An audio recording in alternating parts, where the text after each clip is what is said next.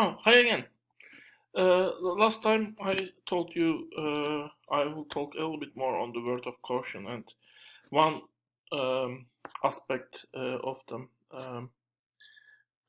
market surplus concept which we could question was the fact that it put more weight on the people who have more income and basically wealth, money to spend. The other aspect is, of course, it doesn't take into account, the willingness to pay and the willingness to accept are actually factors that are determining, determ, I mean, based on the some other economic factors.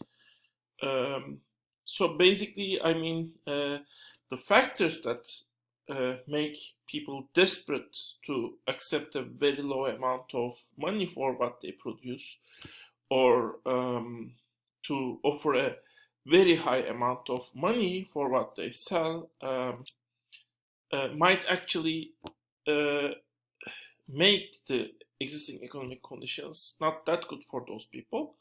Even though in terms of market surplus concept, it might look good.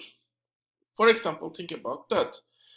Think about people who have who for traveling from their house to a different place uh, only have one particular option, which might be a bus, for example. That bus might be well, very bad, or the conditions of the bus might be bad, uh, or not that, at least not that much pleasant. It might be relatively slow. However, if people definitely need that bus travel from their house to somewhere else, in that case, they have to pay for that bus travel, whatever the price is. If the price is, for example, well, of course, they still cannot pay the price, the money which they don't have. But of course, in that case, for example, let's say even if it is $50 or $100, because they need to get to work to get money at the first place to their house, each day they need to pay this money to the bus company.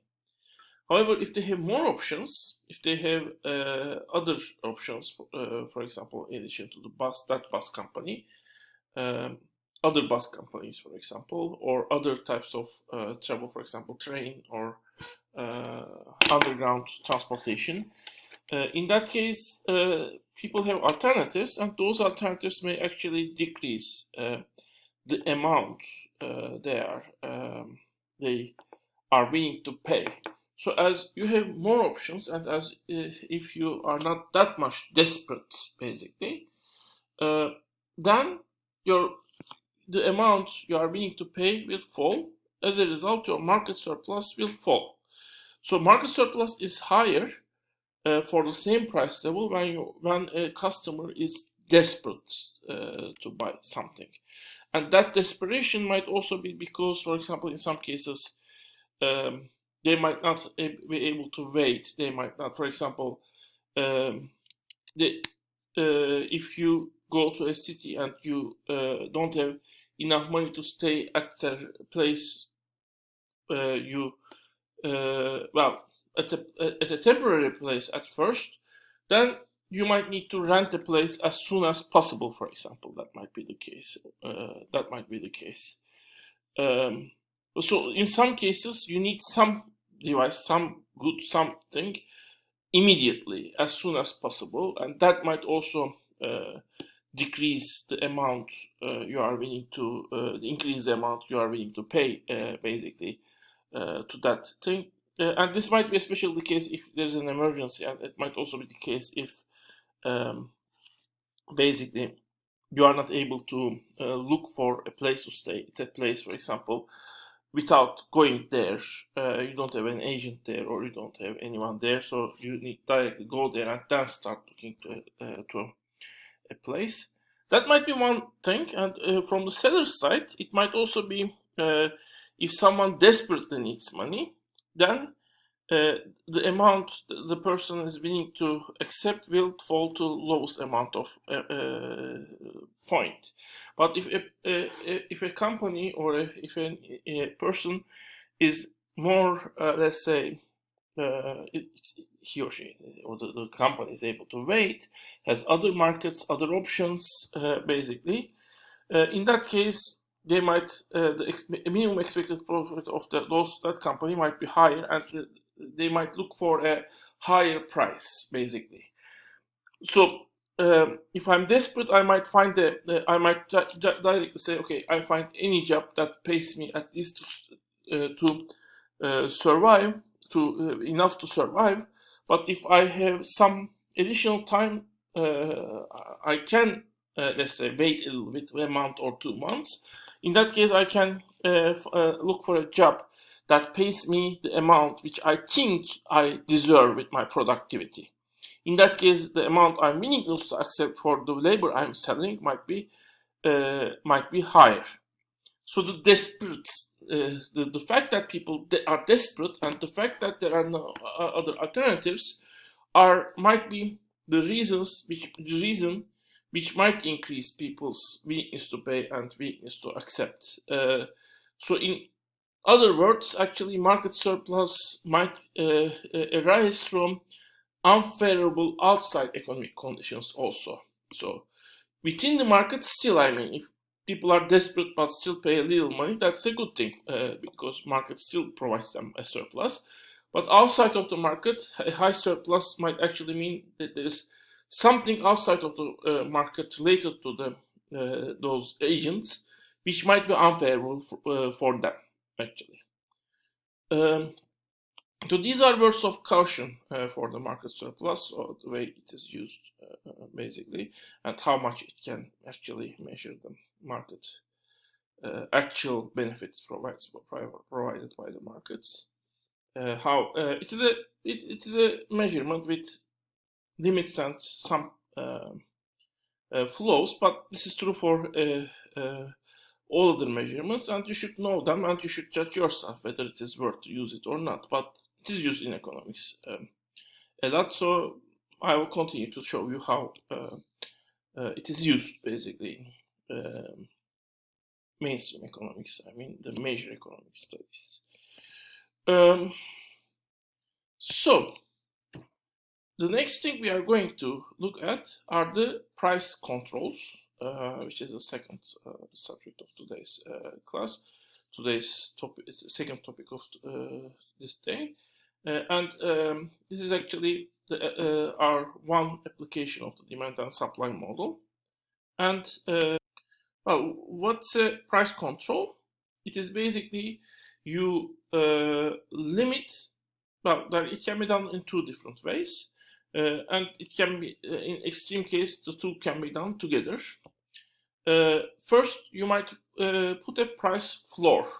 Floor is you are above the floor. You cannot go below the floor. So floor is the minimum price. You cannot go below that price. So everyone needs to buy and sell above that price, basically. But you can go as high as you want.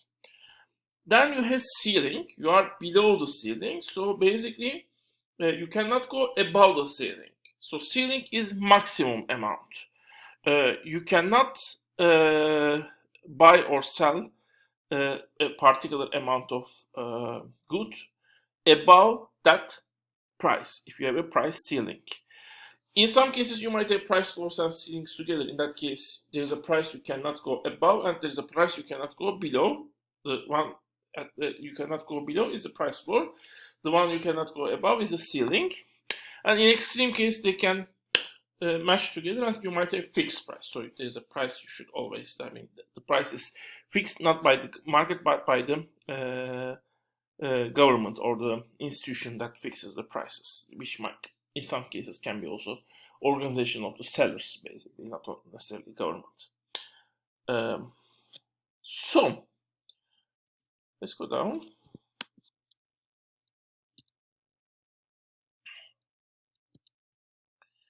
Okay, price floors. This might look a little bit strange because floors are below, but here the floor is above the equilibrium point. Well, this is when you have an effective price floor, and I will explain in a minute. Price floors, as a starting point I should say, are set to protect sellers, because sellers don't want the price to fall to too little, too small amount. So you, by setting a minimum amount, you protect them. You make sure that per unit of output they sell, or unit of good they sell, they get at least a minimum amount of money. For example, one of the, we will see very famous price floors. So why it is above the equilibrium price? Because if you put the price floor below the equilibrium price, it is ineffective. Well, if you set the market work by its own dynamics, basically the market will go to the return to the equilibrium price, equilibrium point. That's what we know. So since market is willing to go to this point and the floor doesn't prevent it, you cannot go below the floor, but you can go above the floor. So basically you can go here. Then when you put floor below the equilibrium point, then the floor is ineffective. It doesn't have any effect in the market. Well, but if you put the floor above the equilibrium point, now the market wants to go below the floor because it wants to go to the equilibrium point, but the floor prevents it. You cannot go below the floor. So now you stay continuously above the floor, and the market is not able to go to the equilibrium point. The equilibrium point still exists, but now the market doesn't able to go to that point. So what happens if market is not able to go to that equilibrium point? First, at the price floor, if it is above the equilibrium point, the quantity the sellers want to sell and is more than the quantity buyers want to buy, as we expect. If market worked, this would decrease the price, and we will go back to the equilibrium price, but this doesn't happen. So we have a permanent producers surplus, or well, excess supply, if we use other word. Permanent surplus or excess supply in the market. Well, what will happen if we have excess supply? Well, let's see first the math part a little bit. When we have an excess supply, this will definitely decrease our consumer surplus. Well, this is what will happen to the market efficiency, basically. But let's go first about what will happen if we have a permanent excess supply in the market. So some sellers are willing to sell their product, sell more products at this price, but there are no buyers at this price. So sellers might actually, some sellers might actually be losing from this case, because they might not be able to sell their product. So some sellers who are able to sell their product at the high price level might benefit from this. Some sellers who are not able to sell their product at all might be harmed from this. One way of preventing this to happen is, leaving sellers who are not having sellers who are not able to sell their product, is putting a maximum amount each seller is able to sell. So sellers organize themselves or by state, and each seller is given a certain quantity, and they only can sell that amount. They could not sell more than that amount in this case. So what will happen to the overall efficiency to the market in this case, and consumer and producer surplus in this case? We will see this next in the coming part of this lecture.